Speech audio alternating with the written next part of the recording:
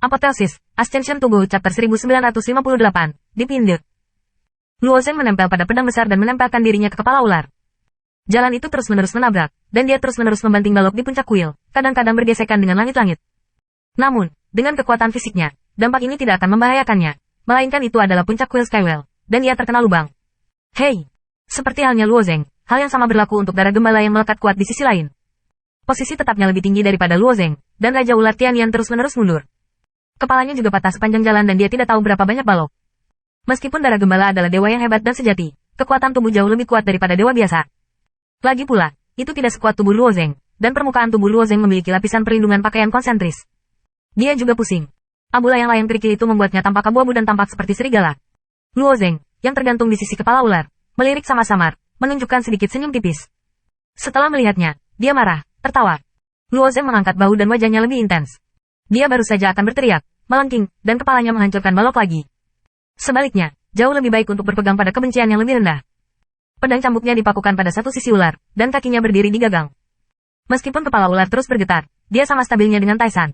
Melihat ekspresi darah gembala yang berdarah, dia tidak bisa menahan tawa. Darah gembala tiba-tiba gelisah, menurut emosinya, takut dia akan berbalik dan naik ke ujung kepala ular untuk menendang Luo Zeng secara langsung. Hanya saja kecepatan di mana kepala ular itu mundur terlalu cepat.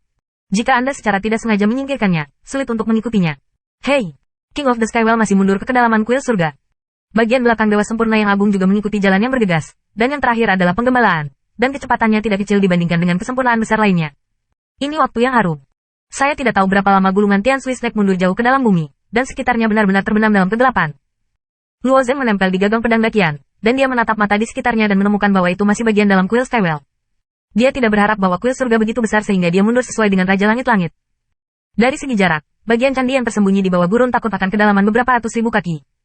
Bangunan sebesar itu tidak tahu bagaimana itu dibangun di dalam gurun.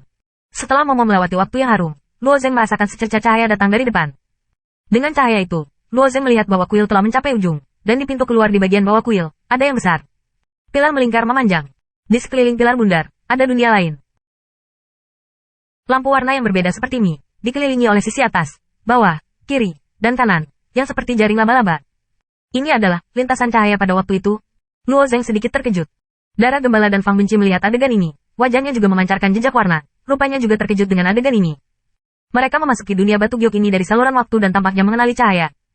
Cacing-cacing itu, tatapan Luo Zeng sedikit sesak. Bak hitam merayap di cahaya seperti mie. Ketika Luo masuk ke lorong waktu, ia menyaksikan dua dewa sejati dan menelan mereka secara langsung. Cacing hitam bahkan pernah mengebar waktu, dan ingin menyeret Luo Zeng kembali, dan akhirnya dirampok oleh Luo Zeng. Setelah sepasang tang, bak hitam harus mundur. Apa hubungan antara serangga ini dan rotifera cahaya besar? Alis Luo Zeng sedikit mengembun. Membangun ruang bukanlah hal yang langka bagi Luo Zeng dan penyempurnaan hebat ini. Dan tian mereka memiliki ruang yang lengkap, dan dunia mungkin lebih sempurna daripada dunia di batu giok. Tetapi dalam ruang umum, waktu bergerak secara linier, bahkan para penguasa dunia ini hanya dapat membiarkan waktu berlalu, dan tidak dapat membalikkan dunia kembali ke masa lalu tertentu. Sekarang tampaknya dunia yang dibangun oleh batu giok ini harus memiliki hubungan yang hebat dengan dunia, sehingga dimungkinkan untuk membuka jalur waktu itu. Setelah ular Raja Ular berada di pilar besar ini, akhirnya berhenti. Sisi. Itu meludahkan surat di mulutnya, mengangkat kepala ular besar dan mulai berputar-putar di pilar. Dia ingin mengeluarkan Luo Zeng dan yang lainnya. Ada kekosongan di sekitar pilar, dan cahaya mie adalah bak hitam. Jika Luo Zeng dan yang lainnya benar-benar jatuh ke dalamnya, saya takut itu akan meregang menjadi mie. Dimakan oleh serangga itu. Luo Zeng, Fang Huosao dan Mu Suerong menyadari bahaya, tidak lagi menganggap enteng, berpegang pada gagang mereka. Namun, di bawah hasutan konstan, Luo Zeng secara bertahap merasa tidak nyaman. Dakian Jian, yang awalnya jauh ke dalam Snake Head, sekarang meluncur keluar 1 inci dan 1 inci. Jika itu tergelincir ke batas tertentu, saya takut bahkan orang akan dibelenggu dengan pedang. Keluarlah. Lizard King Snake mungkin juga menyadarinya, dan itu mempercepat ayunan kepala ular. Setelah menghancurkan 6 atau 7, kepala ular tiba-tiba membanting. Panggil. Pedang dakian Luo Zeng terlepas darinya. Hampir pada saat yang sama, pedang pendek darah gembala juga dilepas, dan dia dihancurkan bersama dengan Luo Zeng. Namun, gembala tampaknya sudah bersiap-siap, ketika dia tendangan voli, dia mengambil rantai dari cincin, pinggang rantai terhubung ke parang di tangannya, dan kemudian dia membanting ke atas dan membanting sekitar silinder besar. Setelah putaran, itu tertanam dalam di tubuh ular Raja Langit, dan seluruh orang bergoyang ke atas. Ketika darah penggembalaan bergema, dan Luo Zeng menyeberang, kalajengking yang indah menatap Luo Zeng tidak jauh, wajahnya menunjukkan warna mencibir, pergi untuk mati. Dia tersenyum samar. Melihat Luo Zeng, yang pasti akan mati, perasaan yang tak dapat dijelaskan di jantung peternakan telah muncul dengan rasa stabilitas. Tapi dia melihat Luo Zeng yang jatuh 3 atau 4 kaki, dan tiba-tiba cahaya keperakan muncul di tangannya, dan kemudian dia mengembangkan pedang perak di kakinya. Terburu-buru, Luo Zeng juga ingat cincin hit di tangannya. Kakinya terbanting ke gagang pedang raksasa perak, dan kekuatan yang kuat meletus. Seluruh orang benar-benar meledak ke atas lagi.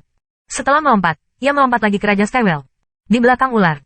Pada saat yang sama, pedang perak dari cincin kosong telah berubah menjadi pita perak, terbang menuju kehampaan, dan dengan cepat menjadi cahaya Mi.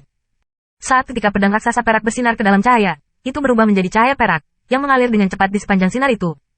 Ada cacing hitam yang dihuni oleh cahaya. Ketika sudah terlambat untuk menghindar, cacing itu langsung didorong oleh pita perak, dan cacing itu langsung lenyap. Hidup yang keras dan menyenangkan. Darah peternakan tidak pernah membayangkan bahwa Luo Zeng akan kembali ke belakang Raja Ular Tianlong dengan cara ini. Sebelum Luo Zeng benar-benar stabil, dia mengambil rantai di sekitar balok dan ular itu dan mengambilnya kembali. Lalu dia menginjak pedang yang dirantai dan melangkah ke dalam tubuh ular raja, sehingga dia bisa diyakinkan. Tidak lagi jatuh. Lalu dia mengambil rantai itu dan mengubahnya menjadi lampu merah, dan bergegas menuju Luo Zeng Trail. Luo Zeng tidak mau menunjukkan kelemahannya. Ribuan pedang besar di tangannya dengan lembut dibalik, dan kedua pria itu bertarung lagi di belakang Raja Ular Tianlong. Hanya kebencian pihak yang tersisa masih melekat pada kepala ular. Dia juga merasa bahwa pedang King Feng telah dicabut sedikit demi sedikit, sehingga dia akan jatuh cepat atau lambat, dan dia tidak bisa membantu tetapi berteriak pada peternakan hewan. Hau, pertama aku akan menyelamatkannya dan mengatakannya.